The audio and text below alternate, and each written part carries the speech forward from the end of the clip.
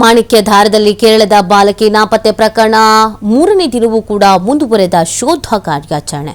ಕಾಡಿನಲ್ಲಿ ಇಂಚಿಂಚು ಹುಡುಕಾಡ್ತಾ ಇರುವಂತದ್ದು ಸಿಬ್ಬಂದಿ, ಅಗ್ನಿಶಾಮಕ ದಳ, ಪೊಲೀಸ್ ಮತ್ತು ಅರಣ್ಯ ಇಲಾಖೆಯಿಂದ.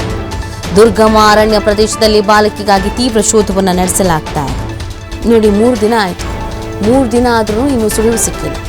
ಹಾಗಾಗಿ ಇದೀಗ ಶೋಧ ಕಾರ್ಯವನ್ನು ತೀವ್ರಗೊಳಿಸಲಾಗಿದೆ.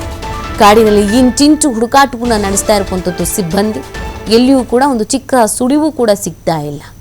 ಇದೀಗ ಅಧಿಕಾರಿಗಳಿಗೂ ಕೂಡ ತಲೆಬಿಸಿ ಶುರುವಾಗಿದೆ. ತೀವ್ರ ಕಾರ್ಯಾಚರಣೆಯನ್ನು ಮಾಡ್ತಾ ಇದ್ರೂ ಮಾಹಿತಿ ಸಿಗ್ತಾ ಇಲ್ಲ. ಅಗ್ನಿಶಾಮಕ ದಳ, ಪೊಲೀಸರು, ಅರಣ್ಯ ಇಲಾಖೆ ಎಲ್ಲ ಕಡೆಯಿಂದಲೂ ಕೂಡ ಶೋಧ ಕಾರ್ಯವನ್ನು ನಡೆಸಲಾಗ್ತಾ ಇದೆ. ದುರ್ಗಮ ಅರಣ್ಯ ಪ್ರದೇಶದಲ್ಲಿ ಬಾಲಕಿಗಾಗಿ ಈ ಒಂದು ಶೋಧ ಕಾರ್ಯವನ್ನು ನಡೆಸ್ತಾ ಇರುವಂಥದ್ದು. ಈತ ಬಾಲಕಿಯ ಪೋಷಕರು ಕಂಗಾಲಾಗಿ ಹೋಗಿದ್ದಾರೆ.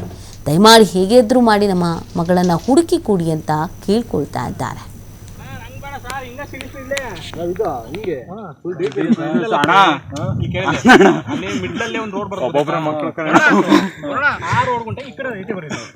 ಸ್ಟೀಪ್ ಇದೆಯಲ್ಲ ಸರ್, ಆ ಕಡೆ ಫುಲ್ ಹಿಂಗೆ ಇಲ್ಲಿ ಗಂಟೆ ಅಷ್ಟೇ ಹತ್ಬೋದು.